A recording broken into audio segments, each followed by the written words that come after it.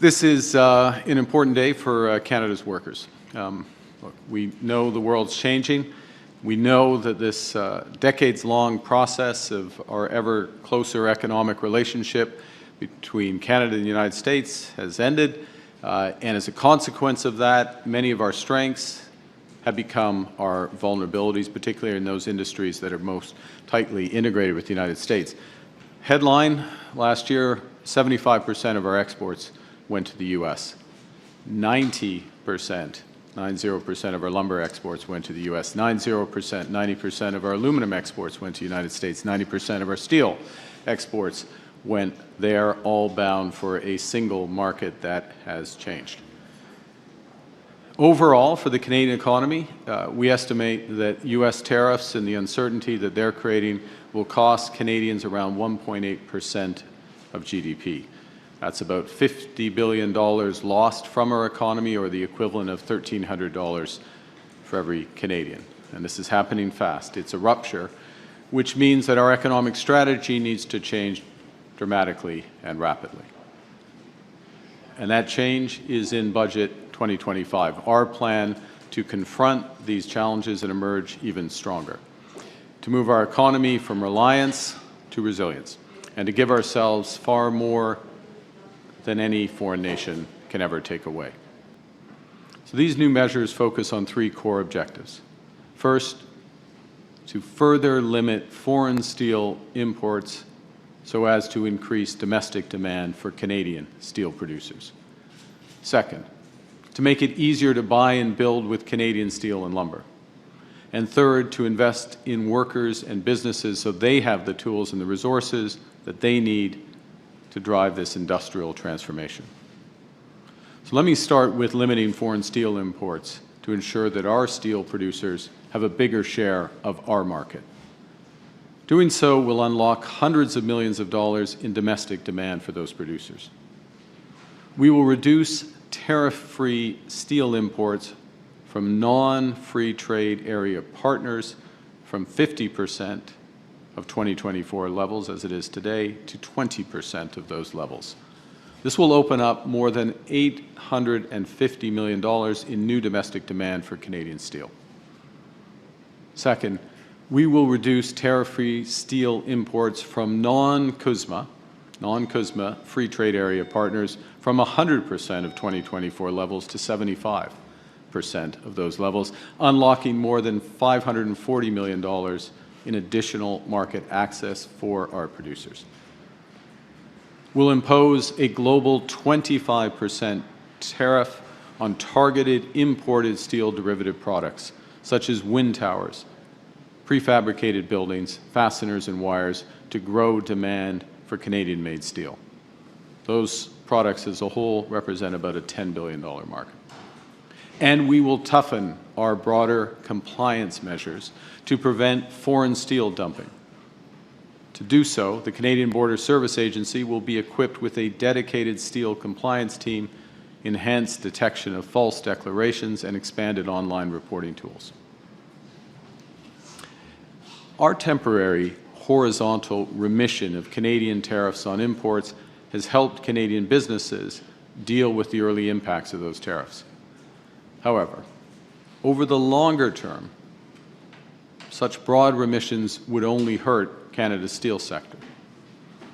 So to move away from relying on imported steel and to give Canadian companies time to adjust their supply chains to use Canadian steel, those temporary remission measures will end on January 31st, 2026, for steel used in Canada for manufacturing, food and beverage packaging, and agricultural production.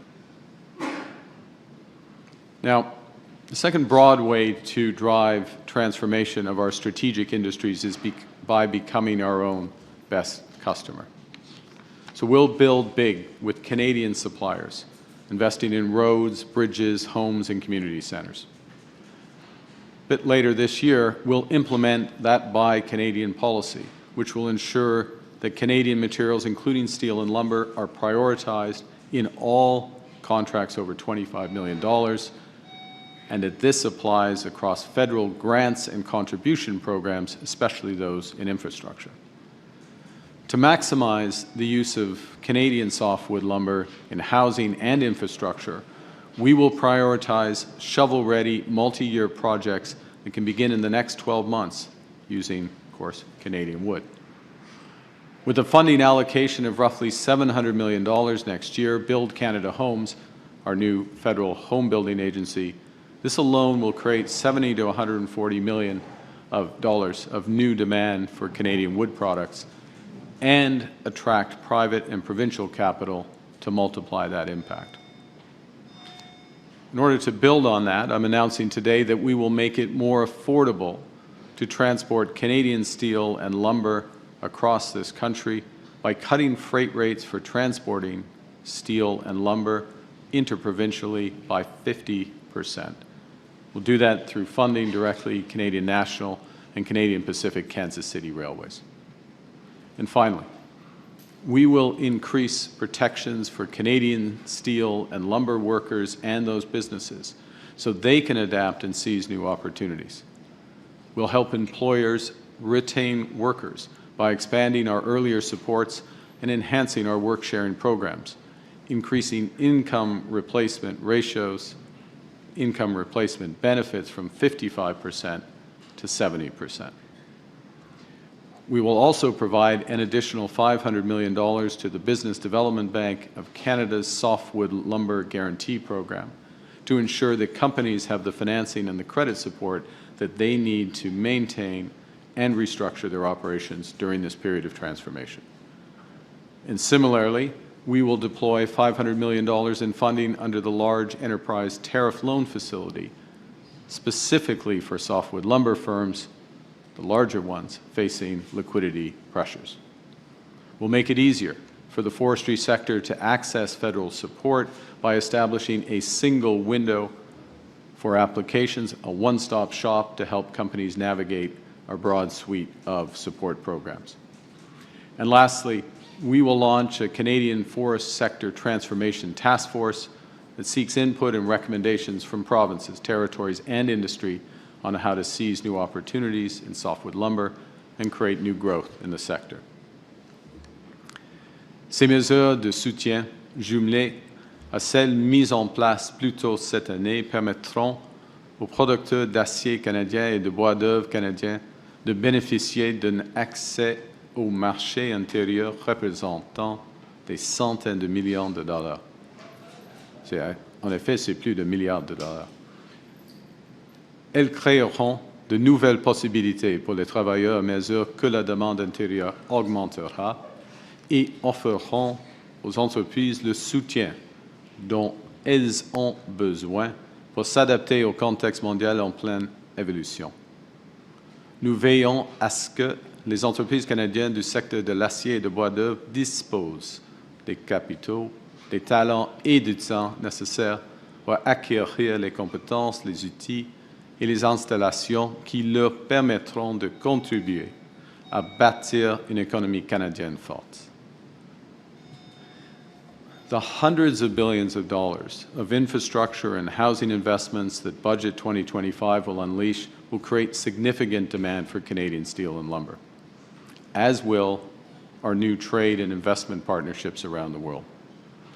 Last week, I was in Abu Dhabi, where the UAE announced their decision to invest $70 billion in Canada.